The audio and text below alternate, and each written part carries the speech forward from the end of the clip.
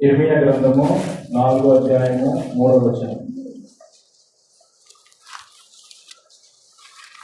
ఇర్మీయా గ్రంథము 4వ అధ్యాయము 3వ వచనం.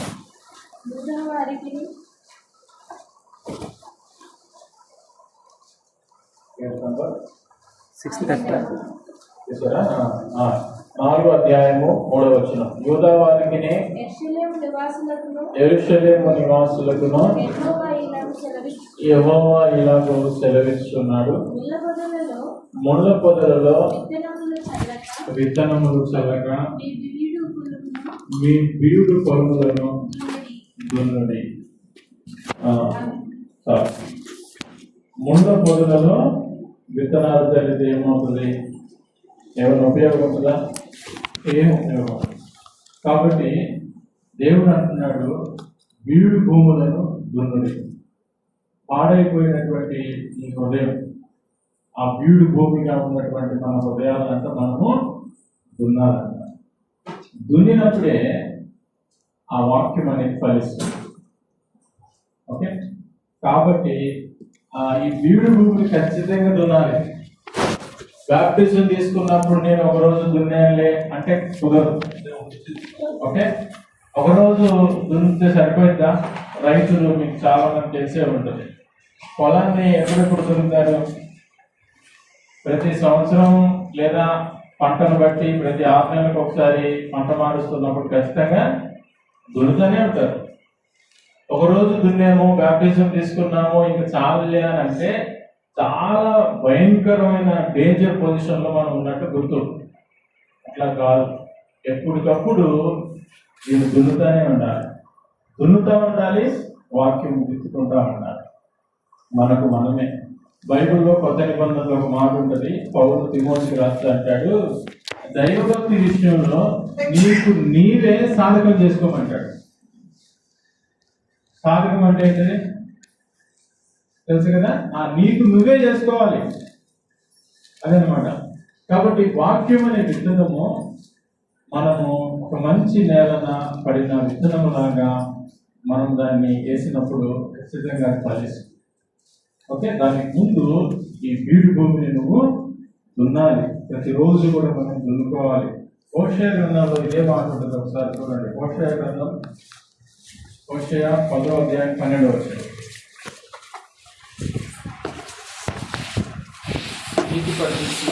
నీతి ఫలించినట్లు చూడండి, నీతి ఫలించేటట్లుగా మీరు విత్తనము వేయండి, ప్రేమను కోత మీరు కోయండి. నీతి ఫలించినట్లు మీరు విత్తనము వేయుడి. ప్రభు అన్నాడు, మొదట నా నీతిని, నా రాజ్యాన్ని మీరు వెతకాలి కదా. ఆయన నీతిని, ఆయన రాజ్యాన్ని మనం వెతకాలి. ఇందాక మాస్టర్ గారు అన్నట్టు ఏమన్నారు, ఆరోగ్యం కోసం ప్రార్థన చేయమని నేను అడగను అన్నాను కదా. ఈ ఆత్మీయ జీవితంలో ఏ మాట్లాడిన సమస్య తెలుసా మీకు? ఏది మాట్లాడినా సమస్య. ప్రార్థన చేయొద్దన్నా అర్థం చేసుకునే వాళ్ళంతా సమస్య, ప్రార్థన చేయమన్నా అర్థం చేసుకునే దాంట్లో సమస్య. సత్యశిష్యులు ఇందాక ప్రార్థన చేయమని అడిగింది, నాకు సమస్య. పాస్టర్ గారు ప్రార్థన చేయొద్దన్నారు, మళ్ళీ సమస్య.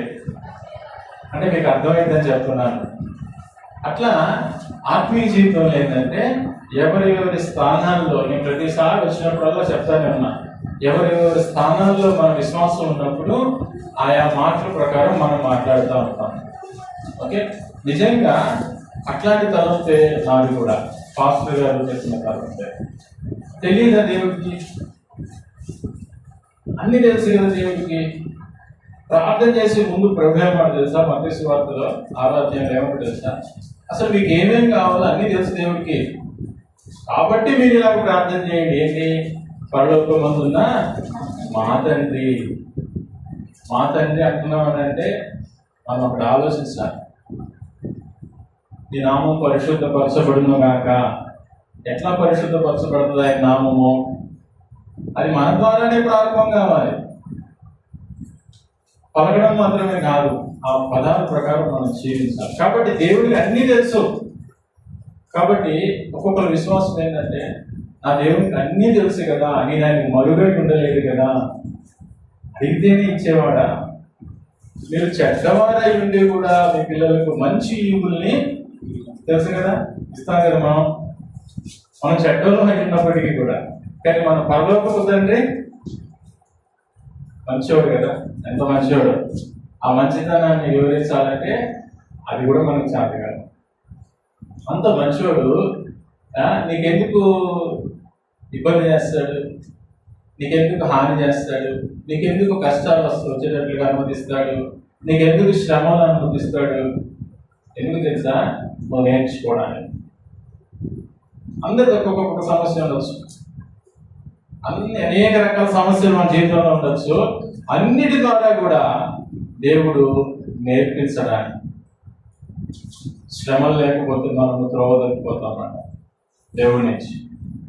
కొంతమందికి భర్త సమస్య ఉండొచ్చు, కొంతమందికి భార్య సమస్య ఉండొచ్చు, కొంతమందికి పిల్లల సమస్యలు ఉండొచ్చు, కొంతమందికి గర్భఫల సమస్యలు ఉండొచ్చు, కొంతమందికి ఆర్థిక సమస్యలు ఉండొచ్చు, కొంతమందికి ఆరోగ్య సమస్యలు ఉండొచ్చు, కొంతమందికి సమాజం సమస్యలు ఉండొచ్చు. అనేక రకాల సమస్యలన్నిటికీ కూడా దేవుడు ఏం నేర్పిస్తున్నాడా అని మనము నేర్చుకోవడానికి దేవుడు మన జీవితంలో వాటిని అనుమతిస్తూ ఉంటాడు. తెలుసా? ఇందాక బ్రదర్ చెప్తే ఒక మాట అన్నాడు, బ్యాక్ పెయిన్ రాలేదు నాకు అని అన్నాడు. ఎందుకు రాలేదు అది కూడా ఆలోచించాలి, ఎందుకు వస్తుందో అది కూడా ఆలోచించాలి. ప్రతి విషయం కూడా మనం ఆలోచించాలి. ఓకే, అట్లా అన్నీ తెలుసు దేవునికి. అయితే ఇక్కడ ఏంటంటే, ఒకవేళ మనం అడిగి అన్ని దేవుడు ఇచ్చినా ఇవ్వకపోయినా, తర్వాత ఒక రోజు మనకి ఒక ప్రశ్న వస్తుంది దేవుడి ముందు. ఏమని తెలుసా? చదువుని నువ్వు పలాంటి అడిగావు కదా, నీకు ఇచ్చాను కదా, నువ్వేం చేసావు మరి నా కోసం?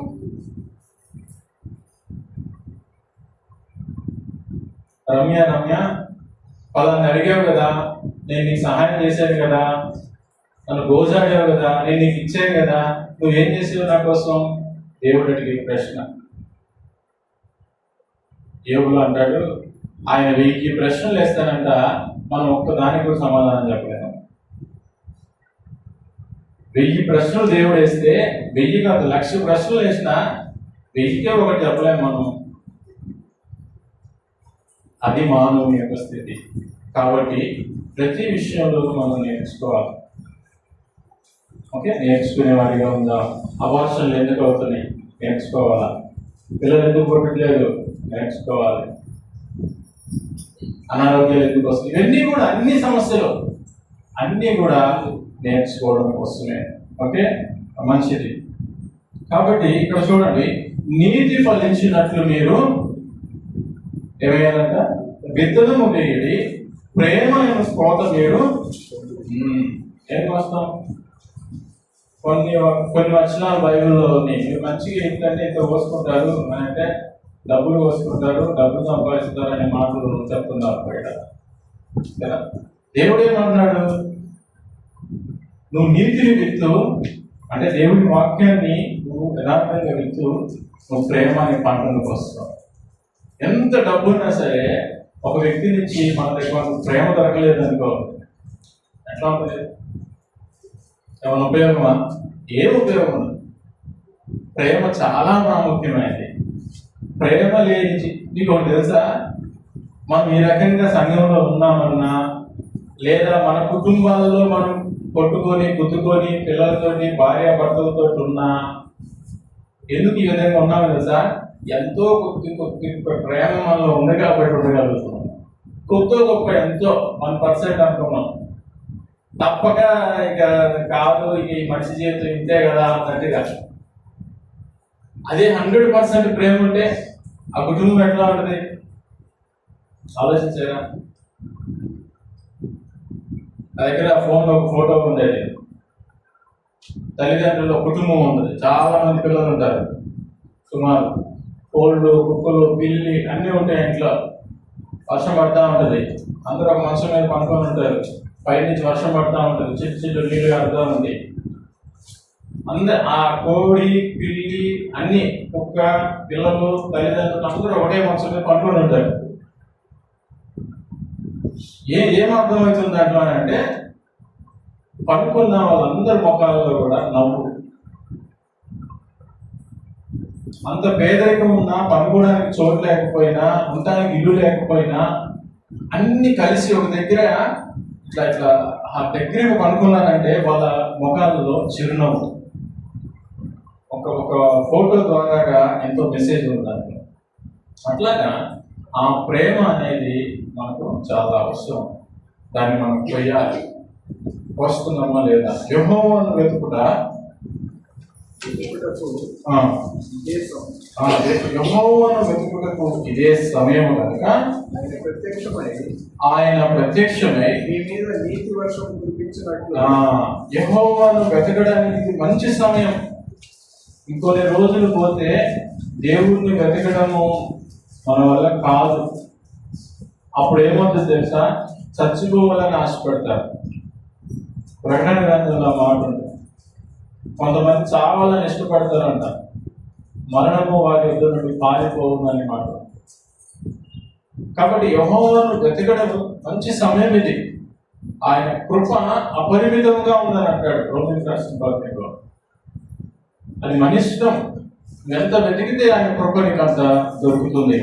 ఆయన ప్రత్యక్షమై నీ మీద నీతి వర్షం కురిపించినట్లు ఇది వరకు ఎన్నడూ దున్నని నువ్వు బీడు భూమి దున్నితేనే తప్ప నీలో నువ్వు ఫలించలేవు. మనం అందరం ఫలించలేము. ఈ బీడు భూమిని ఎప్పటికప్పుడు దున్నుతానే ఉండాలి. ఇది ఎంత ఆత్మీయ జీవితము. ఎలా అంటే నేను ఒక 50 సంవత్సరాలు నేను మంచిగా బ్రతికాను అనుకో దేవుణ్ణిలో. ఎన్ని సంవత్సరాలు? 50 సంవత్సరాలు. తర్వాత 50 సంవత్సరాలు అయిపోయినాక మరుసటి రోజు నేను ఏదైనా తప్పు చేశాను అనుకో, చేస్తానా చేయనా? నా వల్ల మిస్టేక్ జరుగుతుందా జరుగుతా? 50 సంవత్సరాలు ఎలాంటి నింద లేకుండా బ్రతికాను నేను దేవుణ్ణిలో. తర్వాత 50 సంవత్సరాలు అయిపోగానే ఒక రోజు స్టార్ట్ అయింది, నెక్స్ట్ రోజు ఇప్పుడు మిస్టేక్ నేను చేస్తానే చేయనా? చేస్తాను. ఒకవేళ మిస్టేక్ జరిగింది అనుకో ఏంటి పరిస్థితి? నా 50 సంవత్సరాల విశ్వాస జీవితం ఉంటుందా పోతుందా? ఒక్క రోజుకైనా 50 సంవత్సరాలు నేను కష్టపడి నేను సంపాదించుకున్నా కదా, 50 సంవత్సరాలు నా భక్తిని కాపాడుకున్నా కదా, ఆ ఒక్కరోజు నేను పొరపాటు చేసి చనిపోయాను అనుకో, ఆ రోజే నా 50 సంవత్సరాల భక్తి. కాబట్టి ఈ ఆత్మీయ భక్తి ఎప్పటికప్పుడే, ఏ రోజుకి ఆ రోజే. ఉదయం మొదలుకున్నామంటే ఉదయం పొద్దున్నే మనం ఇప్పుడు బండి ఛార్జింగ్ పెడుతున్నాం. అట్లా ఛార్జింగ్ పెట్టామంటే సాయంత్రానికి ఛార్జింగ్ దిగిపోతుంది. మళ్ళీ తెల్లారలేగానే మళ్ళీ సెల్ ఫోన్ ఛార్జింగ్ పెట్టాలి కదా.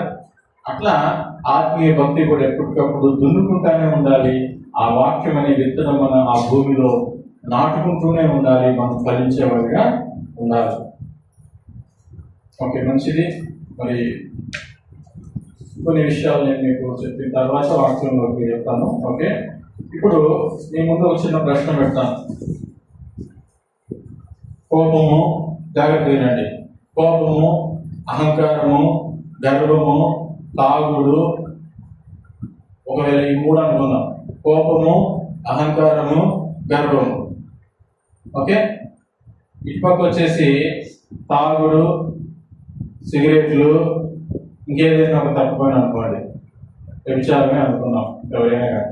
ఓకే, ఇప్పుడు ఇవి ప్రమాదకరమా?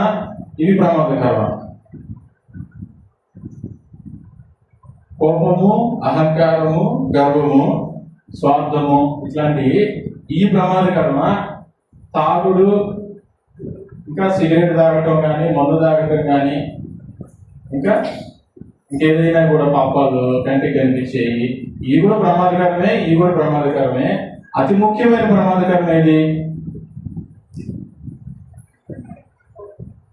చెప్పాలి, జవాబు మీరే. కోపము. అవునా?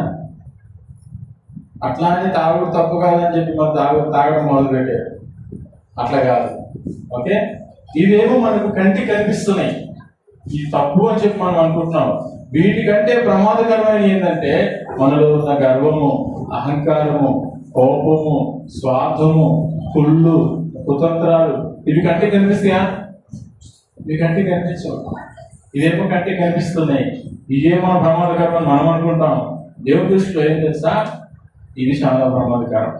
ఇవి కూడా మంచివి కాదు, అట్లని నేను సపోర్ట్ చేస్తున్నానని కాదు, ఇవి కూడా ప్రమాదకరమే. వాటికంటే చాలా ప్రాముఖ్యమైన, శ్రేష్టమైన, ప్రమాదకరం ఏంటంటే మనలో ఉన్న ఇవన్నీ కూడా.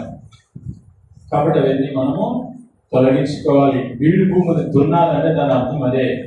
దున్నాలి. దున్నినప్పుడు ఆ నేలంతా చదును చేయబడుతుంది, మెత్తబడుతుంది.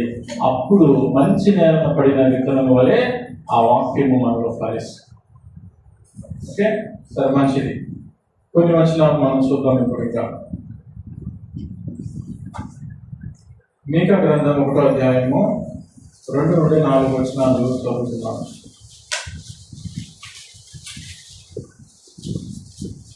మీకా 1వ అధ్యాయము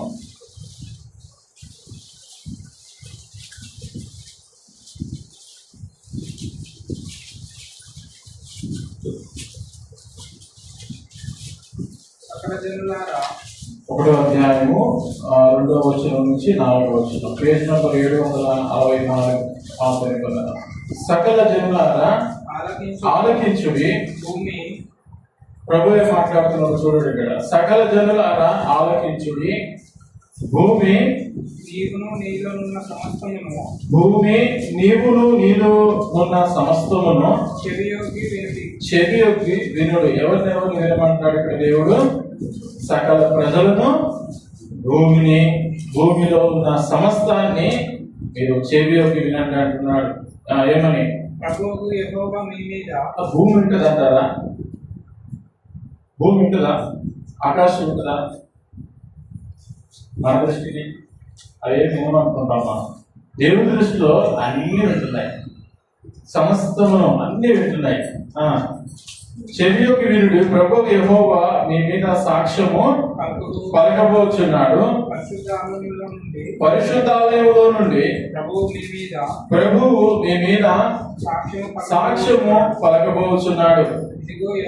ఇదిగో యెహోవా తన స్థలము విడిచి బయలుదేరుచున్నాడు. ఆయన దిగి భూమి యొక్క ఉన్నత స్థలముల మీద నడవబోచున్నాడు.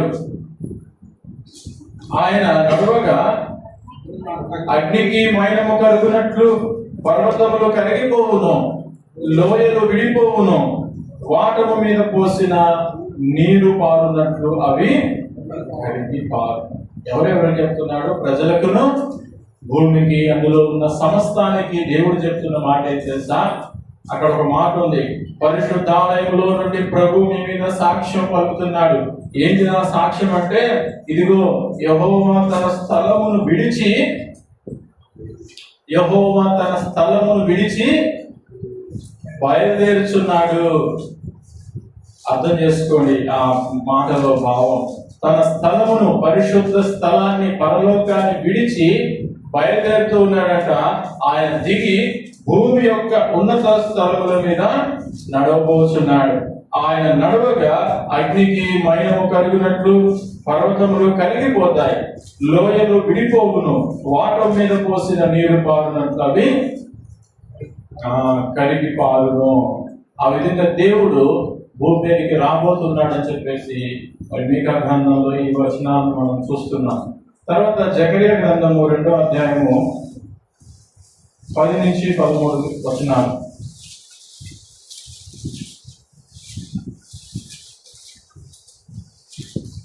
చూడండి. ప్రభు భూమి మీదకి వస్తున్నటువంటి ప్రవచన వాక్యాలు అనేకంగా ఉన్నాయి. అందులో మనం కొన్ని చూస్తున్నాం. సియోను నివాసులారా, చూడండి దేవుడు అంటున్నాడు, సియోను 778 పేజీ నంబర్.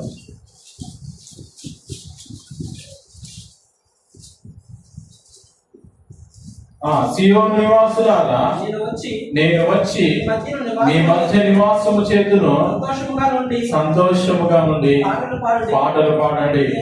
ఇదే యెహోవాకు. ఆ దినమున, ఈ రోజు పాటలు అయిపోయినాక వస్తుంటాం.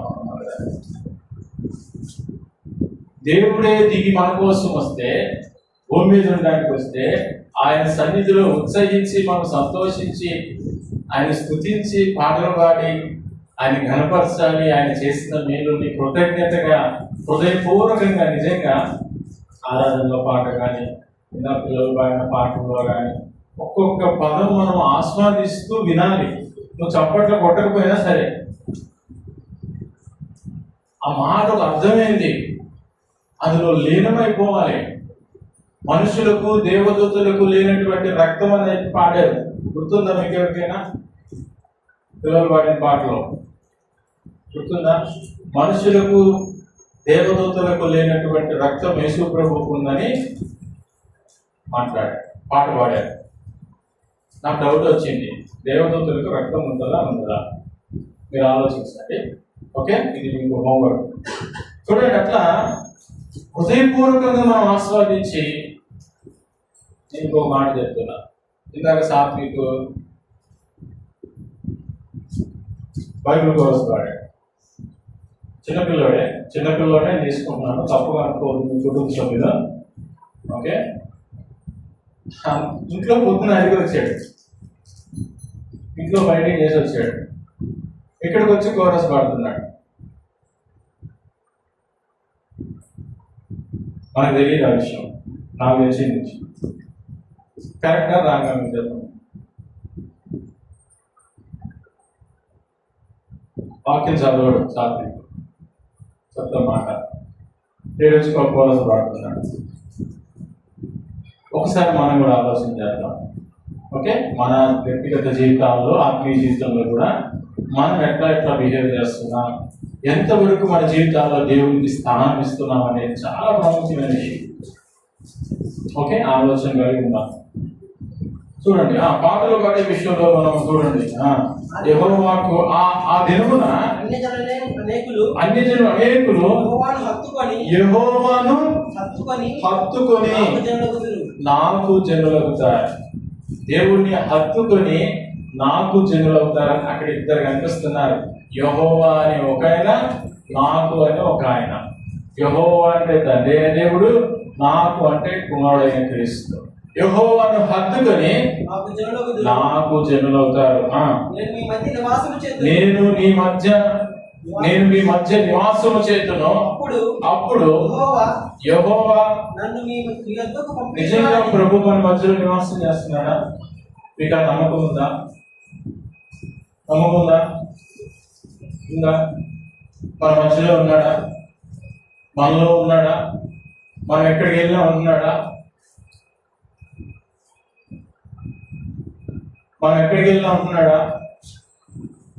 తలలోపడం లేదు.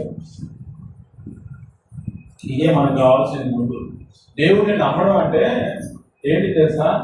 ఎక్కడికి వెళ్ళినా ఆయన నాతో పాటు ఉన్నాడనే నమ్మకం. నువ్వు ఏ పని చేస్తున్నా నీ పక్కన ఉన్నాడనే నమ్మకం. అది చెడ్డ పని చేస్తున్నా నీ పక్కన ఉన్నాడనే నమ్మకం ఉంటుందా మనకి? చెడ్డ పని చేస్తున్నప్పుడు మన పక్కన ఉన్నాడని నమ్ముతాం మనం, అప్పుడు నమ్మం. చర్చిలోనే దేవుడు ఉంటాడు, ఈ బిల్డింగ్లోనే దేవుడు ఉంటాడు, ఇక్కడికి వచ్చి మోకరిస్తే దేవుడు ఉంటాడు. చాలా పొరపాటే. ఈ వాక్యం చదవండి, కాకపోతే ఏదైనా డౌట్ ఉంటే అడగండి. అట్లా కాదు. నువ్వు ఏ పని చేస్తున్నా, నువ్వు ఏ చూపు చూస్తున్నా, నువ్వు ఏ మాటలు మాట్లాడుతున్నా, నువ్వు ఎక్కడ కూర్చున్నా, ఎక్కడ ప్రయాణం చేస్తున్నా, నువ్వు వాష్రూమ్కి వెళ్ళినా కొంచెం అపవిత్రంగా భావిస్తారేమో.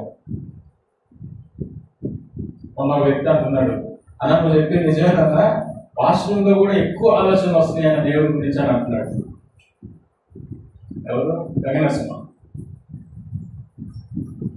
ఎక్కడికి వెళ్ళినా ఆయన నీతో ఉన్నాడంటే ఆయన ఎప్పుడు నీతో మాట్లాడుతుంటాడు. చూడండి. కాబట్టి 11 చివరిలో అప్పుడు యెహోవా ఆయన నేను మీ మధ్య నివాసం చేతులు అన్న మాటను మనం నమ్మాలి. అప్పుడు యెహోవా నన్ను మీ యొద్దకు పంపి ఉన్నాడని మీరు తెలుసుకుంటారు. మరియు తనకు స్వాస్థ్యమని యెహోవా ప్రతిష్ఠితమైన దేశములో యోధాను స్వతంత్రించుకొనును. యెరూషలేమును ఆయన ఇకను కోరుకొనును. సకల జనులారా యెహోవా తన పరిశుద్ధమైన నివాసము విడిచి వచ్చుచున్నాడు. ఆయన సన్నిధిని మౌనులై ఉన్నది. ఈ ప్రవచన వాక్యాలు ఇవన్నీ కూడా ప్రభు భూమికి రాబోతున్నాడన్న ప్రవచన వాక్యాలు. తర్వాత ఈరోజు మండలాదివారం కాబట్టి ఆ విషయాల గురించి మనం ధ్యానిస్తున్నాం. జకర్యా 9:9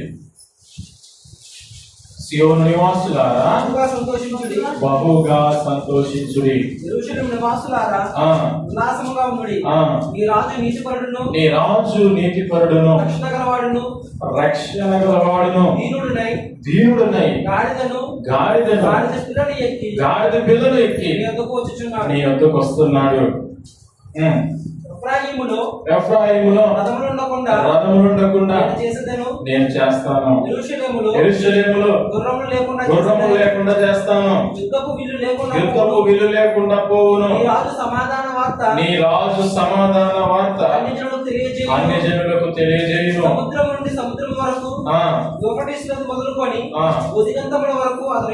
ఈ మాటను పట్టుకొని యేసు ప్రభు భూమి మీదకి వచ్చిన రోజులలో వాళ్ళు వెళ్తాను అన్నాడు కదా. ఆయన దావీదు కుమారుడు అని తెలుసా మీకు? తెలుసా దావీదు కుమారుడు అని? మీరు వాక్యం చదవాలి మంచిగా. దావీదు కుమారుడు అని తెలుసా? దావీదు కుమారుడేనా? కనీష్ ప్రభు ఏమన్నాడు? నేను దావీదు కుమారుడు ఎట్లా అవుతాను అని అన్నాడు. ఆ మాట కూడా ఉంది బైబిల్లో. నేను దావీదు కుమారుడు ఎట్లా అవుతాను అని కీర్తనలో ఉన్న కొన్ని లేఖనాలను చూపిస్తాడు. నా ప్రభుతో చెప్పాను అనే మాట. ఇద్దరు ప్రభువులు కనిపిస్తారు అక్కడ. అట్లాంటప్పుడు నేను దావీదుకి ఎట్లా కుమారుడు అవుతానని అంటాడు. గుర్తుందా వచ్చిన మీకు? గుర్తుంటే ఆ ఉద్దేశం ఏంటి తెలుసా? మనము మత్తయి సువార్తలో కూడా చూస్తాం. వాళ్ళు దావీదు కుమారుడికి జయము అని కేకలేస్తారు. ఇప్పుడు నెక్స్ట్ మనం అయ్యే వస్తున్నా చూస్తాం. అంటే ఆ రోజులలో ఉన్న ప్రజలు ఎందుకు అని అంటే, ఇక్కడ ఒక మాటను చూడండి 10వ వచనంలో, నీ రాజు సమాధాన వార్త అన్ని జనులకు తెలియజేయును. సముద్రం నుండి సముద్రం వరకు, యూఫ్రటీసు నది మొదలుకొని భూదిగంతముల వరకు అతడు ఏలును అనే మాట పట్టుకొని, ఈయన దావీదు కుమారుడు అంటే దావీదు ఏ విధంగా అయితే రాజు అయి ఉన్నాడు, ఆ రోజుల్లో రాజు అందరిని పరిపాలించాడు దావీదు, అట్లాగా ఆయన సంతానంలో వచ్చిన మెస్సయ్య కూడా అంటే యేసు ప్రభు కూడా మాకు ఒక మంచి రాజుగా ఉంటాడు, సింహాసనం ఎక్కి కూర్చొని మమ్మల్ని పరిపాలిస్తాడు అనే ఆలోచనలో ఉండిపోయాడు జనాలు. అందుకు వెళ్తాడు అన్న మాటకు వాళ్ళు దావీదు కుమారుడు అని చెప్పి పిలవడం జరిగింది. తర్వాత యేసు ప్రభు అంటాడు, నేను దావీదు కుమారుడు అని మీరు ఎట్లా పిలుస్తున్నారు? కాదని లేఖనాలు చూపించి దావీదే అన్న మాట జ్ఞాపకం చేస్తాడు. కీర్తన గ్రంథంలో ఆ మాట చదువు ఒకసారి, చదివితే మీకు అర్థమవుతుంది. కీర్తనలో 110:1.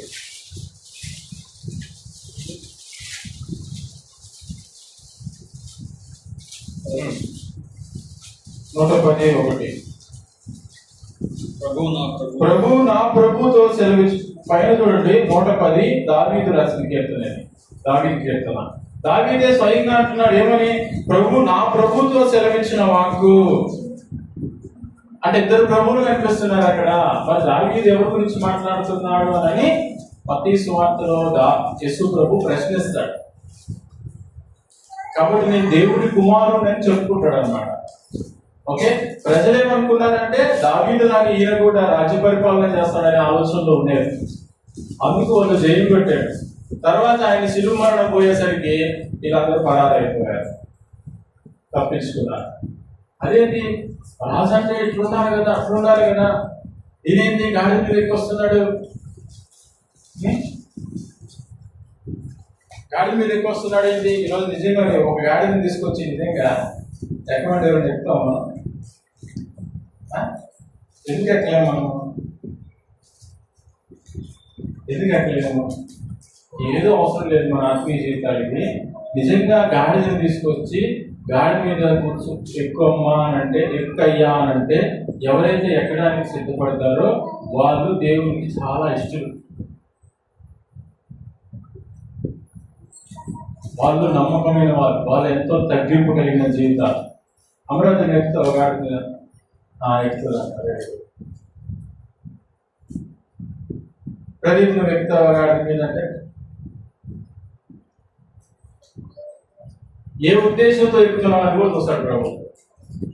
ఇక్కడ ఎక్కుతాను అంటున్నాడు, ఎక్కడ ఇష్టం లేకపోయినా ఎక్కుతాను అంటున్నాడు అని అంటే నువ్వు ఏ ఉద్దేశంతో ఏ మనసుతో ఎక్కుతున్నావో కూడా దేవుడు చూస్తాడు కదా.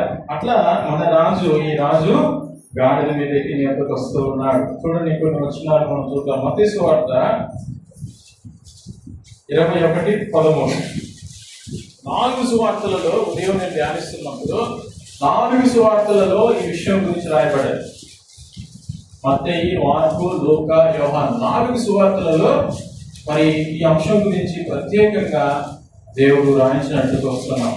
చాలా మటుకు ఏంటంటే ఒక సువార్తలో ఉంది, ఇంకో సువార్తలో కొన్ని అంశాలు ఉండవు, కొన్ని తేడాలు ఉంటాయి. మాక్సిమం యోహాను సువార్త అంతా కూడా చాలా వరకు ఉండవు, ఈ మత్తయి, లూకా, మార్కులో ఉన్న విషయాలన్నీ కూడా. కానీ ఈ విషయం ప్రత్యేకించి దేవుడు 4 సువార్తలలో రాయించాడు. 21 మొదటి వచనం నుంచి.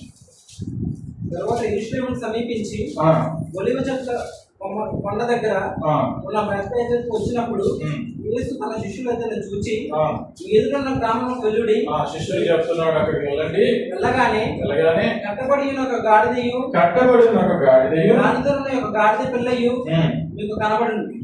వాటిని విప్పి నా ఎదుట తోలుకుని రండి. ఎవడైనా మీతో ఏమైనా అని ఎడలా అంటే అది ప్రభువులకు కావలసిన చెప్పాలి. వెంటనే వాటిని తోలిపెట్టినని చెప్పి వాటిని పంపాను. ప్రవక్త వలన చెప్పబడినది నెరవేరినట్టు ఇది జరిగాను.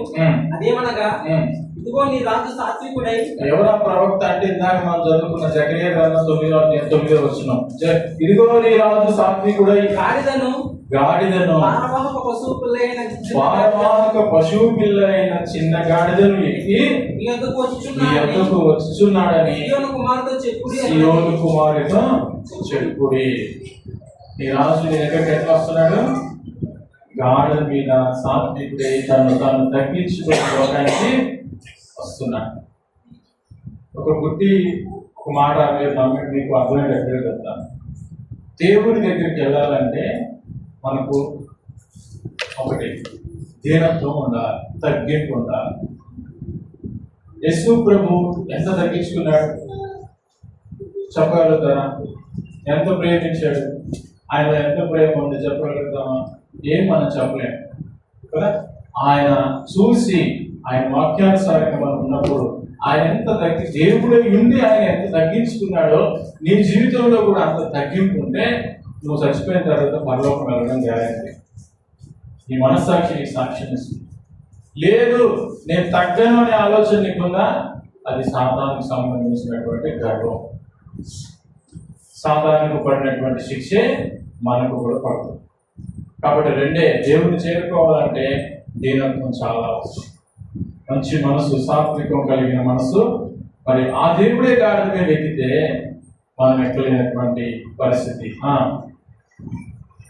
శిష్యులు వెళ్తారు, యేసుప్రభు ఆజ్ఞాపించినట్లు చేస్తారు. ఆ గాడిదను దాని పిల్లలను తోలుకొని వస్తారు, బట్టలు వేస్తారు. ఆ బట్టల మీద ఆయన కూర్చుంటాడు. జనసమూహంలో అనేకులు తమ బట్టలు దారి పొడుగున పరిచిరి, కొందరు చెట్ల కొమ్ములను నరికి దారి పొడుగున పరిచిరి. జనసమూహములలో ఆయనకు ముందు వెలుచుండిన వారు, వెనక వచ్చుచుండిన వారు, దావీదు కుమారుడికి జయము, ప్రభు పేరిట వచ్చువాడు స్తుతింపబడును గాక, సర్వోన్నతమైన స్థలములలో సర్వలోకములలో ఉన్నతమైన ఉత్తమమైనటువంటి స్థలం అన్నది ఏదది?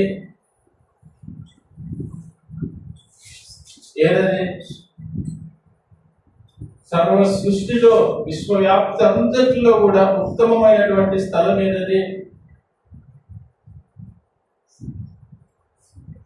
మీరైనా చెప్పండి చదువు అర్థం కావట్లేదా? ఏది ఆ స్థలము? సర్వోన్నతమైన స్థలములలో జయము.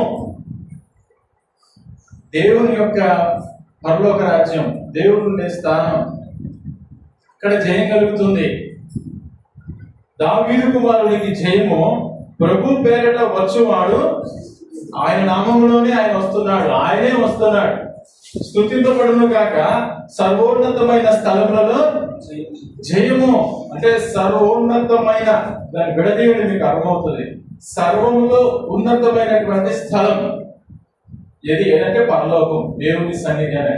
అక్కడ దేవునికి జయము అని కేకలు వేయించుండేది. ఆయన యెరూషలేములోనికి వచ్చినప్పుడు పట్టణమంతయు ఆయన ఎవరు అని కలవరపడెను.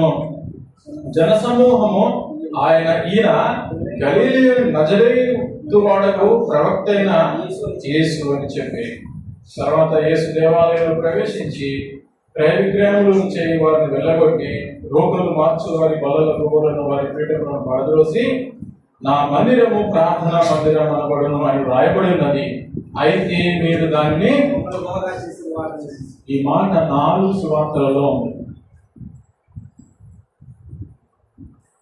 ఏమని తెలుసా? అయితే మీరు దాన్ని దొంగల గుహగా చేస్తున్నారు. ప్రభు చెప్తున్న మాట. దొంగల గుహగా ఎవరు చేస్తున్నారు? ప్రజలే చేస్తున్నారు. ఈ రోజులలో నిజంగా సంఘంలో జరుగుతున్న విషయాలు ఇవన్నీ మనం చూస్తే దొంగల గుహగా సంఘాన్ని చేస్తున్నారు. సంఘస్థులే కానీ, సంఘ పెద్దలే కానీ, సంఘ కాపాడులే కానీ, విశ్వాసులు ఎవరైనా కూడా దొంగల గుహగా చేస్తున్నారు దేవుని సన్నిధి. అందుకు ఆయన క్రయ విక్రయాలన్నింటినీ, అక్కడ జరుగుతున్న వాటన్నిటిని తోలివేస్తున్నాడు. ఓకే, ఎందుకు తోలివేస్తున్నాడు తెలుసా? ఎందుకంటే అక్కడ వాళ్ళు ఈ డబ్బులు మార్చేది లేదా పశువుల్ని, పక్షుల్ని అమ్ముతూ ఉన్నారు. ఎందుకనంటే ఒక వ్యక్తి ఎవరైనా పాపం చేశారు అని అంటే పాపానికి ప్రతిఫలంగా ఒక పశువుని అక్కడ కొనుక్కొని తీసుకుపోయి దేవాలయంలో వధిస్తూ ఉన్నారు. ఆ వ్యాపారం ఎక్కువ జరుగుతూ ఉంది. బయట దేశాల నుంచి వచ్చిన వాళ్ళు డబ్బులు వాళ్ళ దగ్గర వేరే ఉంటాయి, నాణ్యాలు, అవి ఎక్స్చేంజ్ చేసుకుంటా ఉంటారు, మార్చుకుంటా ఉంటారు. వ్యాపారాలు జరుగుతున్నాయి. ఇవన్నీ జరుగుతున్న ప్రభువు చూసి ఏమంటున్నాడు తెలుసా? లేదు లేదు, ఇది ఇట్లా జరగకూడదు. వీటి బదులు నేనే సిలువలో మరణించబోతున్నాను అని దాని యొక్క ఉద్దేశం, దాని యొక్క సారాంశం. అందుకని ప్రభువు వాటన్నిటిని వెలగొట్టాడు. అది వ్యాపారం అయిపోయింది.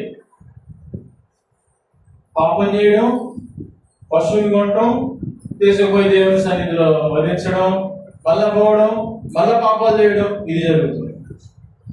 అసలు వాస్తవంగా దేవుని యొక్క ఉద్దేశము, దేవుని యొక్క మనసు ఏంటంటే బలిచ్చే విషయంలో దేవుడు కోరుకుంటుంది ఏంటంటే, ఇప్పుడు సురేష్ బాబు ఉన్నాడు.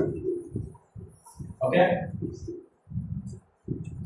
వాస్తవంగా బలి ఎట్లా వేయాలంటే సురేష్ బాబే చిన్నప్పటి నుంచి ఒక గొర్రె పిల్లలు పెంచాలి. సురేష్ బాబు పెంచాలి. ఒక గొర్రె పిల్లను పెంచి 10 సంవత్సరం దాకా వచ్చిన తర్వాత తను ఏదైనా పాపం చేసినప్పుడు దేవుని సన్నిధిలో బలి ఇవ్వాలంటే దీన్ని తీసుకెళ్లి బలి ఇవ్వాలి.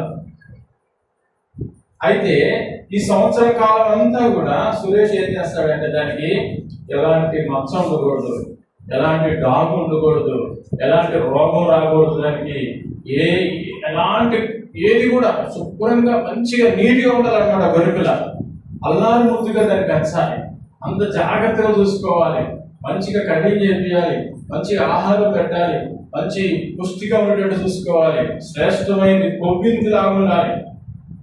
అర్థమవుతుంది కదా? ఈ రకంగా ఒక వ్యక్తి సంవత్సరం అంతా గొర్రె పిల్లలను పెంచిన వ్యక్తి సంవత్సరానికి తీసుకుపోయి ఆ గొర్రె పిల్లలను బలి ఇవ్వమంటే ఇస్తాడా? అది అందుకే సాకేడు కాబట్టి అంటే దాని అర్థమైంది ప్రేమ. ఆ పశువు మీద, ఆ గొర్రె పిల్లల మీద ఏం చూపిస్తున్నాడు? ప్రేమ చూపిస్తున్నాడు. ఒక కుక్కని పెంచుకుంటేనే, ఒక గొర్రెని పెంచుకుంటేనే మనం దేవుని సన్నిధిలో ఇవ్వడానికి వెనకాడతామే కదా. అందుకు దేవుడు ఏంటంటే తప్పదు, నువ్వు బలి ఇవ్వాల్సిందే. అందుకని ఆ గొర్రె పిల్లని తీసుకుపోయి సురేష్ బలి ఇవ్వాల్సిందే, తప్పదు. దాని మీద కత్తి పడేటప్పుడు అతను కళ్ళారా చూసేటప్పుడు ఏం మనసు మారాలంటే, నా పాపాన్ని బట్టే కదా ఈ గొర్రె పిల్ల వధించబడుతుంది కదా, అయ్యో నేను చేయకుండా జాగ్రత్తగా ఉండాలి కదా అని ఇంకానైనా మాట్లాడేమోనని దేవుడు పెట్టిన ఆజ్ఞలు అవి. కానీ మనిషి యొక్క తెలివితేటలు ఏం తెలుసా? మనిషి యొక్క తెలివితేటలు సాతాను నుంచి వచ్చిన తెలివితేట. ఏం ప్లాన్ చేశాడు చెప్పండి? ఏం ప్లాన్ చేసి ఉంటాడు? ఏం ప్లాన్ చేసి ఉంటాడు తెలుసా? ఇప్పుడు రవి గొర్రె పిల్లలు పెంచడం వ్యాపారం చేశాడు. ఇప్పుడు సురేష్ నేనేం చేశామంటే, మేము చేసే పనులకి ఇదిగో రవి, ఇదిగో 500 ఒక గొర్రె పిల్లి తీసుకుపోయి కట్ చేయడం. ఇప్పుడు ఏముంటుందా నాకు? మా ఇద్దరికి ఏమైనా ప్రేమ ఉంటుందా? ఉండదు. దీన్ని వ్యాపారం చేసేసాడు, పశ్చాత్తాపం లేదు. ఏంటంటే పాపం చేయొచ్చు, డబ్బులు పడేసి గొర్రె పిల్లలు, వాళ్ళు గొర్రెలు పెంచి వ్యాపారం చేస్తున్నారు, పక్షులు గొర్రెలు అన్ని పెంచి వ్యాపారం చేస్తున్నారు, అమ్ముతున్నారు. మేము డబ్బులు పడేసి తీసుకొచ్చుకొని దేవుని సన్నిధిలో కట్టి, నువ్వు అడిగింది ఏంటిది? రక్తమే కదా, ఇదిగో మేము చేసాం అనే స్థాయికి మనిషి అయిపోయాడు. అది దేవుని మందిరంలో జరుగుతున్న వ్యాపారం. అది దేవుడు ప్రభు చూసి ఇది కాదని చెప్పేసి వాటన్నిటిని పడదోసేసాడు. అసలు దేవుని మనసు మీరు గుర్తెరుగుతున్నారా, దేవుని ఆలోచనలు మీరు గుర్తెరుగుతున్నారా అని చెప్పేసి కోప్పడి వాటన్నిటిని అక్కడ ఎలగొట్టేశాడు. దొంగల గుహగా మీరు మారుస్తున్నారని ఆయన బాధపడతారు. లూకాసు వార్తలో ఒక వచనం తీసుకున్నాం. లూకాసు వార్త 19వ అధ్యాయము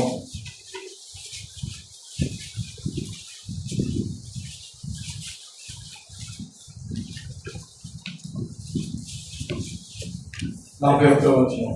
ఆయన పట్టణంలో సమీపించినప్పుడు, అదే ఆ గాడిద పిల్ల మీద ఎక్కి ఆయన వస్తున్నప్పుడు, వాళ్ళు జయకీర్తనాలు మరి పాడుతున్నప్పుడు, తర్వాత ఆయన యెరూషలేము పట్టణం వైపు వస్తుంటాడు. ఊళ్ళోకి వస్తున్నప్పుడు ఆయన ఆ పట్టణంలోకి సమీపించినప్పుడు, లూకాసు వార్త అందరూ తీయండి 19వ అధ్యాయము 41వ వచనం నుంచి మనం ధ్యానిస్తున్నాం.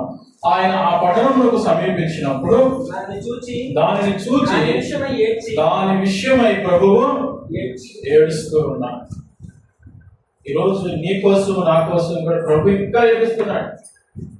నీ కడుపున పుట్టిన బిడ్డలు కానీ, నిన్ను కట్టుకున్న భర్త కానీ, భార్య కానీ ఎవ్వరు నీ కోసం అంత ఏడరు. ఎవ్వరు ఏడరు.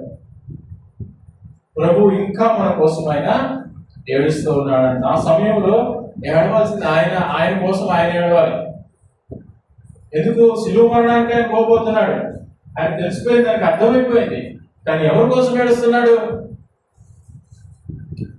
ఆ యెరూషలేము పట్టణం వైపు చూసి, అంటే దేవుని పిల్లలమైన మన వైపు చూసి ఆయన ఏడుస్తున్నాడు. ఆయన కొట్టుకుంటూ తీసుకెళ్ళేటప్పుడు కూడా కొంతమంది స్త్రీలు ఏడుస్తూ ఉంటారు. అప్పుడు ప్రభు ఏమంటాడు?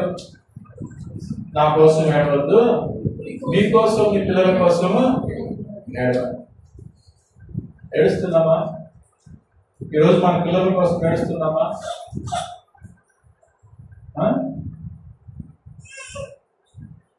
ఏడుస్తున్నామా? పిల్లలు లేకపోతే పిల్లలు కావాలని పోవాలా, పిల్లలు వచ్చినాక పిల్లల కోసం మళ్ళీ ఏడుపు.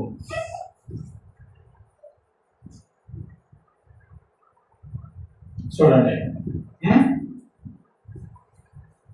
నీవును ఈ దినమందైనను సమాధాన సంబంధమైన సంగతులను తెలుసుకునే ఎడల నీకెంతో మేలు. నేను చెప్పాను అనుకుంటా, మా చిన్నవాడు చేసిన పనులు చెప్పానా? 2.5 సంవత్సరం మా చిన్న కొడుకు మొన్న రోజు ఏమన్నా తెలుసా? ఇక చూడండి అంత ఇట్లా అంటున్నాడు, ఇట్లా అంటారు తెలుసా? ఏంటిది? అక్కడ నువ్వు అవుతున్నావంటే నువ్వే సమాధానం చెప్పాలి. చెప్పామంటే ఇరుక్కోపోయినట్టు చెప్పు. అట్లాంటి అర్థం ఏంటిది? వాడు ఎక్కడ చూసాడు? నరసింహని బాగా నవ్వుతున్నాడు. చిన్న పిల్లడు మనకి ఏం తెలుసు అనుకుంటాం. చూడండి, అందుకోసం మన పిల్లల కోసం మనం ఏడవాలి. అన్నమే కాదు, డబ్బు సంపాదించేవాళ్ళు ఎన్నోసార్లు చెప్తానే ఉన్నాను ఈ మాటలు. అయినా కూడా ఎందుకంటే ఆ భారము ఉంది కాబట్టి చెప్తున్నాను. నీవును నీ దినమందైనను, ఈ రోజే దేవుడు మాట్లాడుతున్నాడు మనందరితోటి. నీవును నీ దినమందైనను సమాధాన సంబంధమైన సంగతులను, ఈ సమాధాన సంబంధమైన సంగతులను తెలుసుకునే ఎడల, ఈ వాక్యంలో దేవునికి మానవునికి ఉన్నటువంటి ఈ సమాధాన సంబంధమైన సంగతులను నీవు తెలుసుకుంటే నీకెంతో మేలు. తెలుసా, చాలా మేలు. ఇప్పుడు నుంచి ఆడడం మొదలు పెట్టాను. నువ్వు కూడా నీ కన్నీరే నీ బిడ్డకు ఆశీర్వాదం. ఓకే. కానీ ఇప్పుడు అవి నీ కన్నులకు మరుగు చేయబడి ఉన్నవి. ఇప్పుడు అంటే అవి మనకు మరుగు చేయబడి ఉన్నాయంట ప్రభు చెప్తున్నాడు. చాలా మందికి ఏంటంటే, మీరు ఒకసారి విన్నారో లేదో, యేసు ప్రభు ఉపమానాలన్నీ చెబుతూ వచ్చిన తర్వాత ప్రజలకి శిష్యులు మళ్ళీ సపరేట్ గా ఆయన ఉన్నప్పుడు అసలు దీని భావం ఏంటయ్యాలని అడుగుతారు. విన్నారా మీరు ఎప్పుడైనా చదివేటప్పుడు బైబిల్లో? దీని భావం ఏంటయ్యా సపరేట్ గా వచ్చేసి ప్రభుని అడుగుతాడు. నాకు వచ్చిన డౌట్ ఏం తెలుసా, ఆయనతో ఉన్న శిష్యులకే అర్థం కాకపోతే జనానికి ఎట్లా అర్థమవుతుంది? మరి ఎందుకు యేసుప్రభు చెప్పి కూడా వేస్తే కదా. అంటే అప్పుడు అంటాడు, ఇవి మీకు వీటి గురించి మీరు గుర్తెరగడానికి ఏమంటాడు, మీకు బయలుపరచబడి ఉన్నది అంటాడు. ఈ మర్మములను మీరు తెలుసుకోవడానికి వాటికి మీరు ఏమంటాడు, పరలోక రాజ్య మర్మములు ఎరుగుట మీకు అనుగ్రహింపబడి ఉన్నది. ఎవరైతే ఆ బీడు భూమిని దున్నుకొని దేవుని కోసం ఎదురు చూస్తారో వాళ్ళకి దేవుని యొక్క ప్రత్యక్షత అర్థమవుతుంది, ఆయన మాటలు అర్థమవుతాయి. సపరేట్ గా మళ్ళీ యేసు ప్రభు శిష్యులు చెప్తాడు, అమలు పొదలబడిన విత్తనము, రాత్రి పడిన విత్తనము, ఇవన్నీ మళ్ళా సపరేట్ అన్ని చెప్తుంటాడు వాళ్ళ శిష్యులకి. చూడండి, ఎప్పుడైతే దేవుని కోసం మనం ఎదురు చూడమో, ఆలోచించమో, మన హృదయాలు తెరవబడవో అవన్నీ కూడా మనకి ఇంకా కూడా మరుగునే ఉంటాయి. నేను 8 సంవత్సరాలు చర్చికి పోయిన బ్యాప్టిజం తీసుకున్న తర్వాత 8-9 సంవత్సరాల పోతే 1 సంవత్సరం అది కూడా నామకార్థంగా ఉన్నాను, ఇంట్రెస్ట్ లేదు. 8 సంవత్సరాలు అంటే నాకు మధ్యశివార్త ఎక్కడ ఉందో తెలియదు, ఆదికాండం ఎక్కడ ఉందో తెలియదు. నా కన్నులకు అవి మరుగు చేయబడి ఉన్నాయి, నా మనోనేత్రాలు తెరవబడలేదు. చూడండి ఎంత ప్రమాదకరమో చూడండి. అట్లాగే ఇప్పుడు అవి దేవుడు చెప్తున్నప్పటికీ, దేవుడు ఏడుస్తున్నప్పటికీ, దేవుని కృపను మనం చూస్తున్నప్పటికీ ఇంకా అంతదాకా ఎందుకు? దేవుని ఆశ్చర్యకరమైన కార్యాలు, చచ్చిపోయేవాడు కూడా బతికున్నాడు అని మనం కళ్ళారా చూసినప్పటికీ కూడా మళ్ళా మనం ఎందుకు అంత కఠినమైపోతున్నాం? మన హృదయాలు ఎందుకు అంత కఠినమైపోతున్నాయి? మన నేత్రాలు మళ్ళా మోసుకుపోతున్నాయి. ఈ భూమి మళ్ళా బీడు పడిపోతుంది. నువ్వు దున్నట్లేదు, రోజు దున్నట్లేదు నువ్వు. అందుకు నీకు మరుగ్గానే ఉంటాయి. ఇప్పుడు చూడండి ఎన్నో కార్యాలు కదా. సుజాత ఉంది ఉదాహరణ, పాస్టర్ గారు ఇక్కడ ఉన్నారు, నేనున్నాను, కొంతమంది ఉన్నారు, ఇంకా నరసింహన్ ఉన్నాడు, చచ్చిపోయేవాడు జయరాం బ్రదర్ ఉన్నాడు, ఉన్నారు, ఇంకా నాకు తెలిసిన బట్టిగా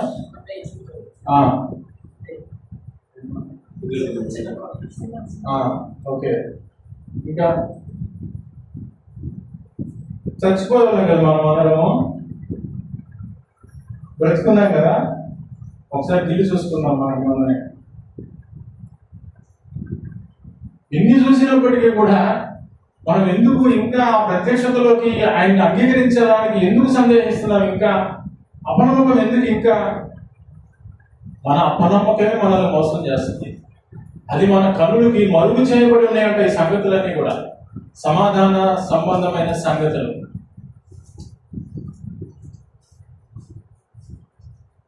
పిల్లల్ని అంటున్నాం కానీ ఏం అంటున్నాం మనం? కొంచెం ఆలోచించండి. మళ్ళీ పాలు తాగే వాళ్ళకి కాదు, ఆలోచించండి. పిల్లలకి అంటున్నాం మంచిదే. ఎందుకోసం అంటున్నాం? ఎందుకు కావాలనుకుంటున్నాం పిల్లల్ని? ఏం కంటున్నాం మనం? ఏం కంటున్నాం? పాపానే కంటున్నాం. మళ్ళీ వాళ్ళు పుట్టిన కాడి నుంచి మళ్ళీ వాళ్ళని నువ్వు దేవుని వైపు తిరుగు, దేవుని వైపు తిరుగు, దేవుడి కోసం తిరుగు. ఒక సర్వే జరిగింది, ఎడ్వర్డ్ విలియమ్స్ వాళ్ళు చెప్తా ఉన్నారు ఒక సర్వేలో అంట. వినండి, ప్రపంచం మొత్తం మీద కూడా అంట 100% అన్నాడు ఆయన. శాతం ప్రపంచం. మీకు ఒక విషయం చెప్తాను, నన్ను క్షమించండి, నేను 2 minutes మీకు అయిపోయింది. ప్రపంచం మొత్తం మీద కూడా వాళ్ళు సర్వే చేసిన దాన్ని బట్టి చూస్తే పిల్లలంట సంతాన ఉత్పత్తి దేవుడిచ్చేది. తల్లులు ప్రార్థన చేసి దేవుని అడిగి పొందుకున్న వాళ్ళు కేవలము ఒక 10-15% మందేనంట ప్రపంచం మొత్తం మీద. సుమారు నేను చెప్తున్నాను, కరెక్ట్ ఐడియా లేదు కానీ 10-15%, 20% లోపే. వాళ్ళు ఏమన్నా తెలుసా, మిగతా 80% మంది దేవుడిని అడగకుండానే వాళ్ళకు పిల్లలు వస్తున్నారు. అంటే వాళ్ళు ఏం చెప్తారంటే, ఈ 20% మంది పిల్లలు మాత్రమే దేవుని ప్రణాళికలో వాళ్ళు కొనసాగుతారంట. దేవుని ఆశీర్వాదము వాళ్ళ తల్లిదండ్రుల ద్వారా అది కొనసాగుతుందంట. మిగతాదంతా చెప్పలేమాట. అట్లా అని ప్రతిదీ కూడా దేవుడు ఇస్తున్నాడంటే ఇస్తున్నాడు. ఇప్పుడు ఉదాహరణకు ఒక 1000 రూపాయలు నేను ప్రజలకు ఇచ్చాను. దాన్ని మంచిగా వాడేది ఆయన ఇష్టమే, చెడుగా వాడేది ఆయన ఇష్టమే. చెడుగా చేస్తే జైలుకు పోతాడు, మంచిగా చేస్తే నమ్మకమైన మంచి దాసుడా అనిపించుకుంటాడు. పిల్లల విషయంలో కూడా అంతే. దేవుడు ఇచ్చేది అందరికీ, కానీ దాన్ని మనం ఎట్లా ఉపయోగిస్తున్నాం, ఎట్లా మనం వాళ్ళ దేవుడిని తిప్పుతున్నాం అనేది చాలా ప్రాబ్లం. అందుకు చూడండి, నీవును ఈ నీ దినమందైనను సమాధాన సంబంధమైన సంగతులను తెలుసుకునే ఎడల నీకెంతో మేలు. కానీ ఇప్పుడు నీ కన్నులకు మరుగు చేయబడి ఉన్నవి. ప్రభువు నిన్ను దర్శించిన కాలము. ఒక్కసారి ఆలోచించండి. ప్రభువు నిన్ను దర్శించిన కాలము నీవు ఎరుగుకుంటివి కనుక నీ శత్రువులు నువ్వు మర్చిపోయావు. కాబట్టి ఆ రోజు నువ్వు మర్చిపోయినవంటే నీ శత్రువులు నీ చుట్టూ గట్టు కట్టి, నీ చుట్టూ అంట గట్టు కడతారంట, ముట్టడి వేసి ముట్టడేస్తారంట, అన్ని పక్కల నిన్ను అరికట్టి, అన్ని పక్కల అరికడతారంట. నేను ఎటు పోనీయకుండా ఇంకా నీలోనున్న నీ పిల్లలతో కూడా నేను నేల కలిపి నీలో రాతి మీద రాయి విడిచి ఉన్న నిజని, అంటే అభివృద్ధిలోకి రాకుండా, ఆశీర్వాదంలోకి రాకుండా దినములు వచ్చునని చెప్పాను. అట్లాంటి దినాలు వచ్చునని చెప్పాను. చూడండి, కాబట్టి ఈ రోజైనా ఇకనైనా ఈ దేవుడితో మనకు ఉన్నటువంటి సంబంధం, ఆ పరలోక మహిమను ఆయన భూమి మీదకి వస్తున్నాడు అని అంటే ఏ విధంగా, ఎందుకు వచ్చాడు, ఎవరి కోసం వస్తున్నాడు అని మనం ఆలోచించాలి. ఆ దేవుడి ప్రేమను మనం గుర్తించాలి. ఓకే, ఈ బీడు భూములు దున్నాలి. ఎవరైనా ఆసక్తిగా ఉంటే ఇంటికి వెళ్ళాక చదువుకోండి. హెచ్కేల్ గ్రంథము 16వ అధ్యాయం మొత్తము, ఇర్మియా గ్రంథము 3వ అధ్యాయం మొత్తం చదవండి. మన స్థితిగతులు ఎట్లా ఉన్నాయో అర్థమవుతున్నమాట. హోషేయ గ్రంథము 1, 2, 3 అధ్యాయాలు చదవండి. మానవం యొక్క స్థితి ఏంటి చదివించుకోండి. పిల్లలు ఉంటే ఈ చదువు రాకపోయినా చెప్తారు, గ్రూప్లో పెడతారు. ఇవి హౌస్ ఆఫ్ ప్రేయర్ గ్రూప్లో చదివించుకోండి పిల్లల చేత. ఇంట్లో చదువు వచ్చిన పిల్లలు ఉంటే చదివించుకోండి చక్కగా. ఏ సమయాన్ని ఎప్పుడు మనకు తెలియదు, యుద్ధాలు జరుగుతున్నాయి, పెట్రోల్ అంతా అయిపోయింది, గ్యాస్ ఆగిపోతుంది అంటారు. ఆగిపోయిందంటే ట్రాన్స్పోర్ట్ ఆగిపోతుంది, అన్నీ ఆగిపోతాయి, తిండి దొరకదు. 3వ ప్రపంచ యుద్ధం స్టార్ట్ అయిందంటే దేవాలయం పోతుంది, 3వ దేవాలయం మళ్ళీ కడతారు.